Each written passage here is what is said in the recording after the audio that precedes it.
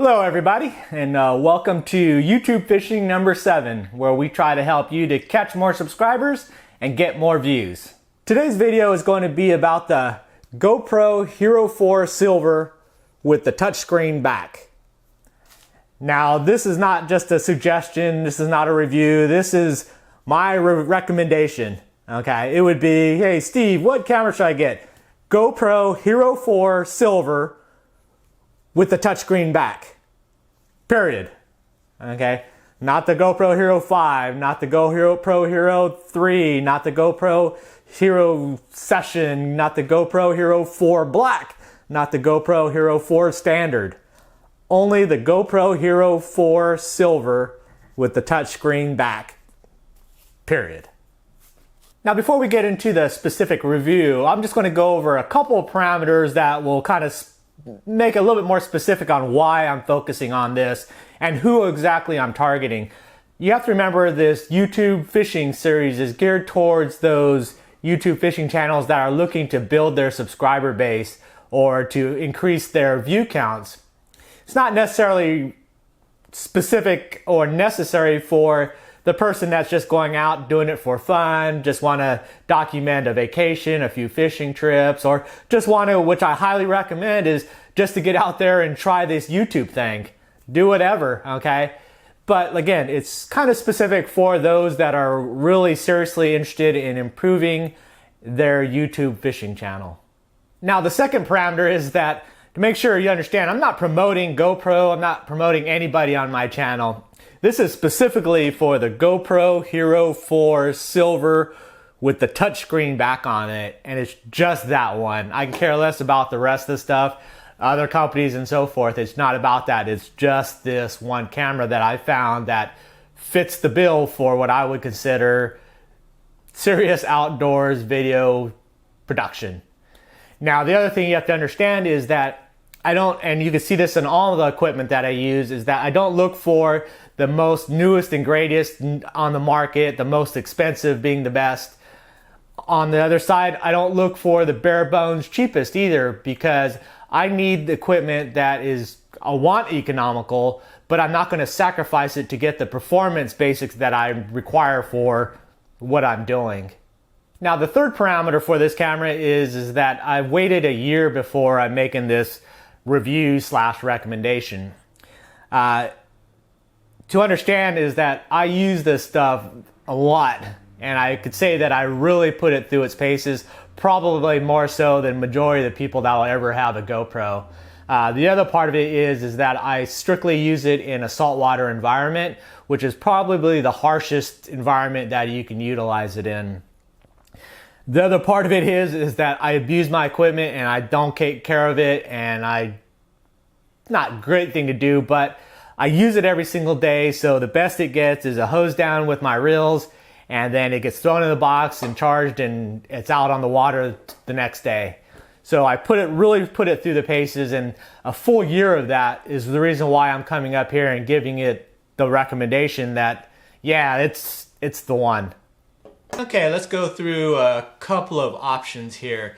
So I've utilized the GoPro Hero 3 Black. Of course, I've got the GoPro 4 Silver, and this is the GoPro Hero 5, which is $400, and it's just out there for $400. I could have bought this DSLR that I'm using here, but no, there's just no benefits that I've seen in the 5 to justify the amount of price differences. Because what you're looking at is you can get a Hero 3 for about $120.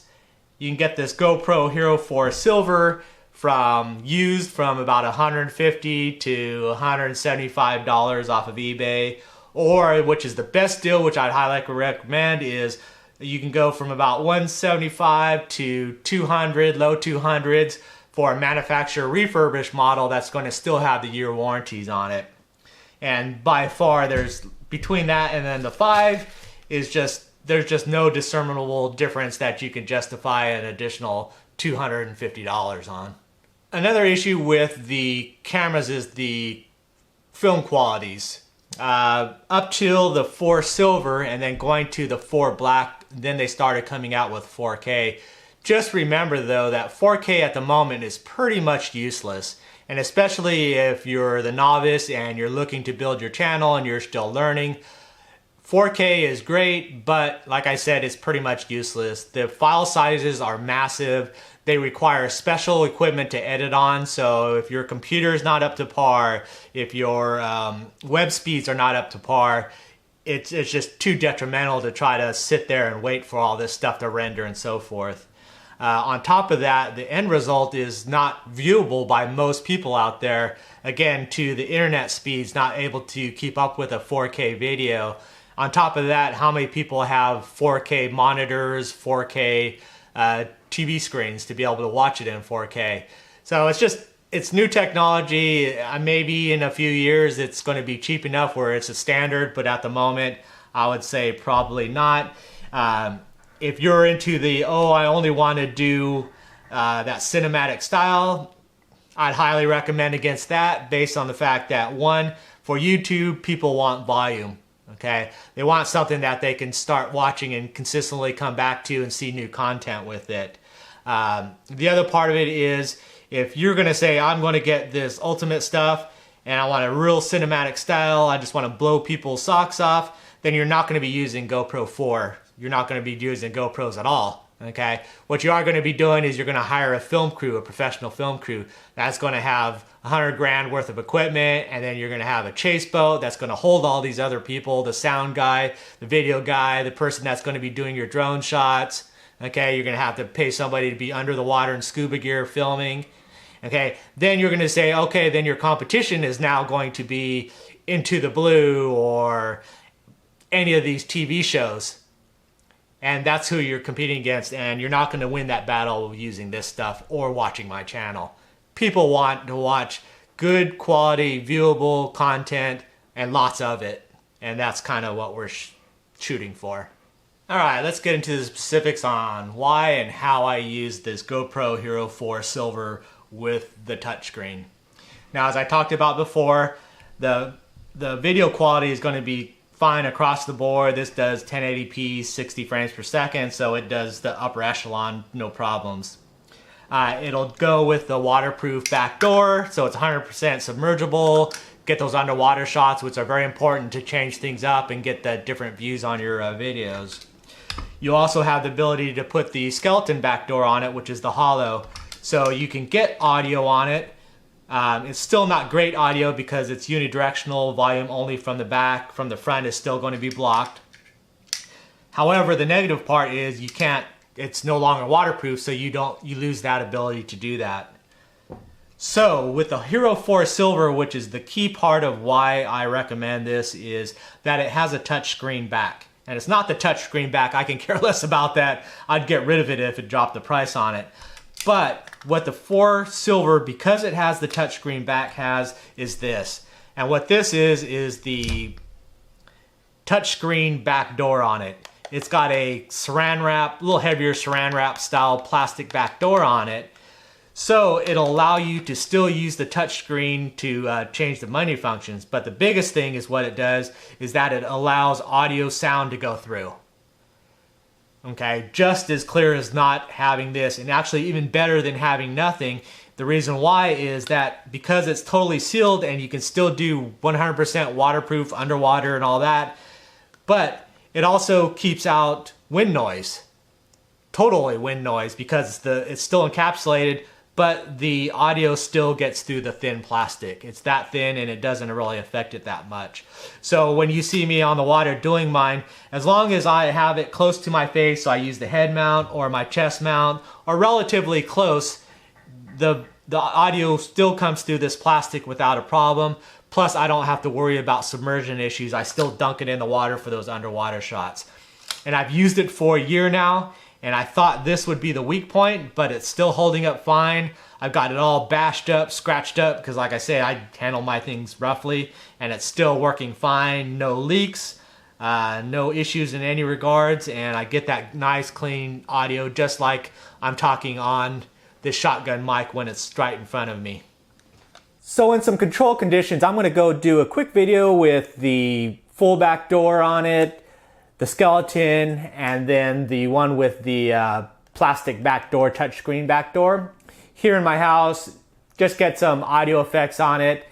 Then I'm gonna go ahead and head up to some local bridges. It's blowing about 30 knots right now, so it's perfect time to make this video.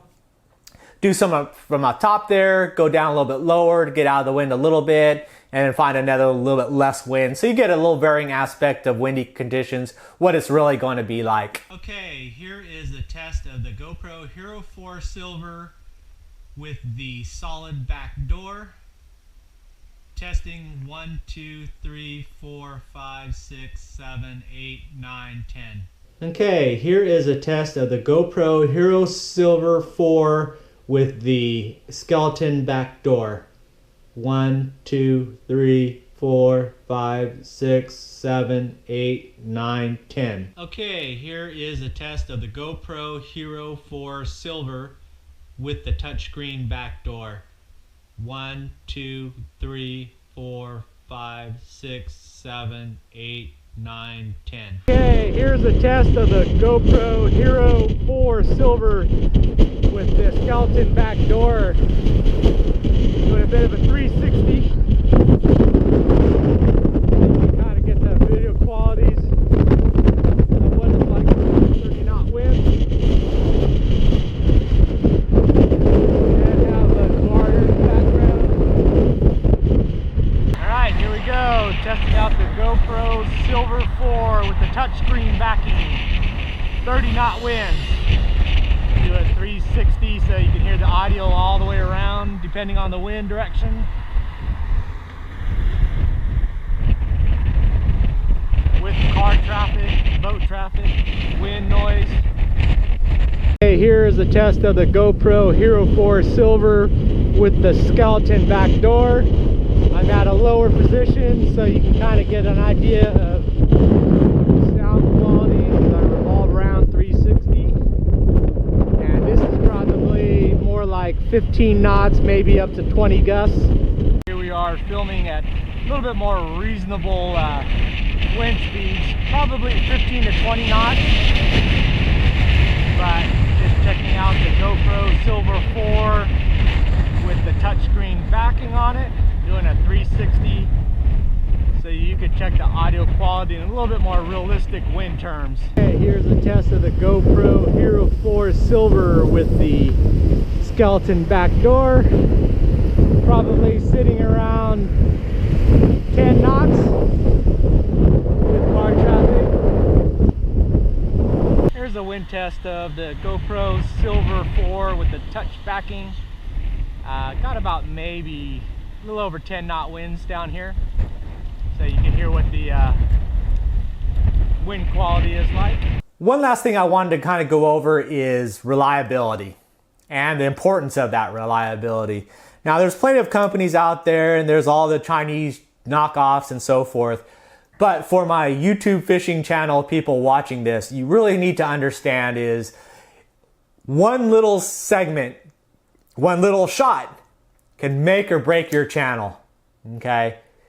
For me, if you look at my most popular video, it's this shark one where I'm bringing up a fish off the wrecks and I've got 3 sharks just swirling after it in this kind of tornado. And it's all in the span of 5 seconds.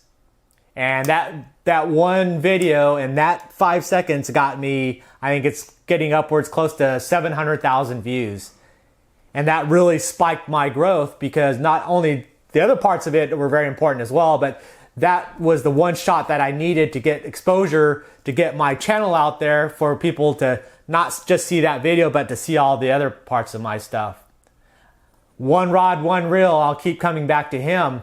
His was that one video on that tournament that he did, and it blew up and YouTube shined the light on him from that point on, and he's been golden.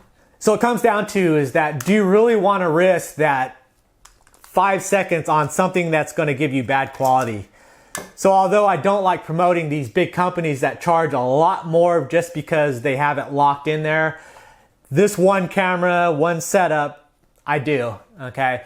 Based on the fact that if I didn't have that quality, if I hit that button and it didn't record, or it came out all bad quality, or the sound messed up, or it just didn't come on, okay? 100 different variables that could have happened where I didn't get that shot, and then where would my channel be, all right? So that's kind of why is that you have to look at, yeah, it sucks to even have to pay $150 for this unit, but if it means your channel making it or not making it, that's where you need to invest your money on. A $200 reel, is it really going to increase your money making potential, your subscriber base potential, your views potential?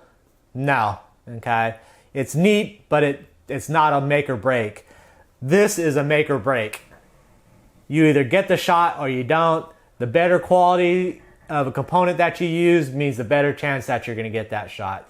So anyways, hopefully you guys found that helpful, interesting, whatnot. But that's what my recommendations for it. Do what you may. And again, thanks for watching, and I'll see you next video.